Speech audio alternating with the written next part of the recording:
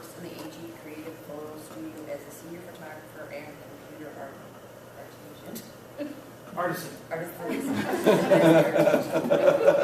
It's the same spelling, different pronunciation. Terrell's most noted professional achievement is the creation of Twisted Whiskers. Terrell's work has won Greeting Card Association's Louis Award and the AG's Chairman's Award for Creativity.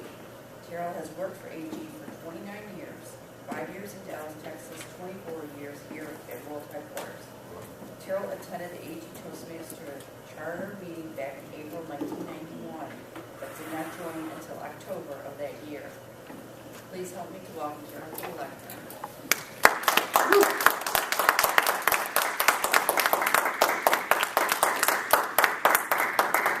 Thank you, Stacy. And hello to my fellow Toastmasters and our new member, Candace. And today, April 23rd meeting, it's National Telephone Day. And to get things started, we're going to hear from our Ed Master, which is going to be Linda Snyder, CCCL today. Help me welcome her to the lectern.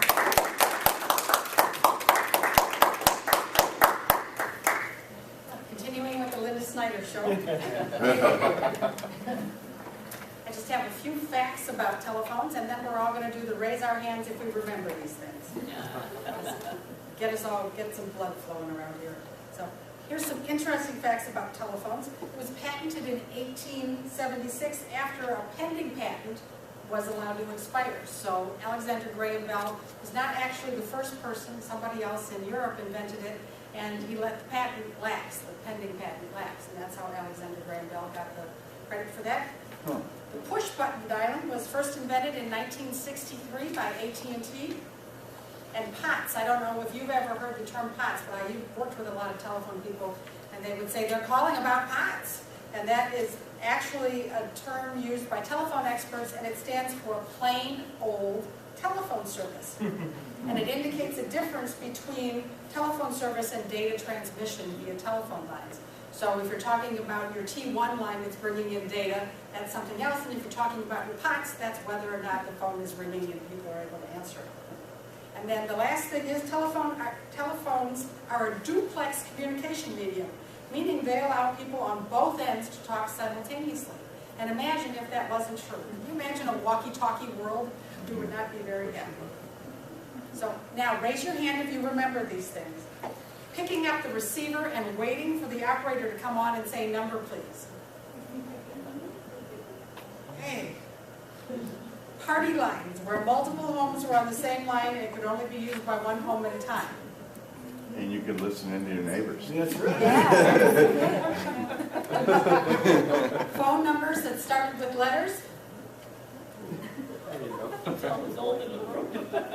All right, phones without answering machines. Right. When voicemail was added to work phones, it was about 1985. My boss at the time said that way when he was walking on the beach with his wife, if he passed a payphone, he felt like he ought to check his voicemail. Now we all do that on our cell phones. All right, wanting your own extension. Do you remember being a teenager and thinking, if only there was a phone in my room? Rotary dials. All right. Is there anyone here who doesn't think they could use a rotary dial if it came up today? My daughter can't. Really? It's the one phone in the house she doesn't touch. The dawn of cordless phones and trying to see how far from the base you could go. Remember a neighbor coming to a town meeting and saying, I've got my cordless phone. Or cell phones in a bag. Oh, yeah. That's right. Big cell phones. All right. And so if we think of what has happened in our lifetimes, I can't imagine for those of you who don't remember all this, what is going to happen in your lifetime, because it's nothing I could have imagined. But I'm glad I don't have to try to imagine the next 30 years because I've been surprised enough for a lifetime. And I'll turn it back over to Terrell.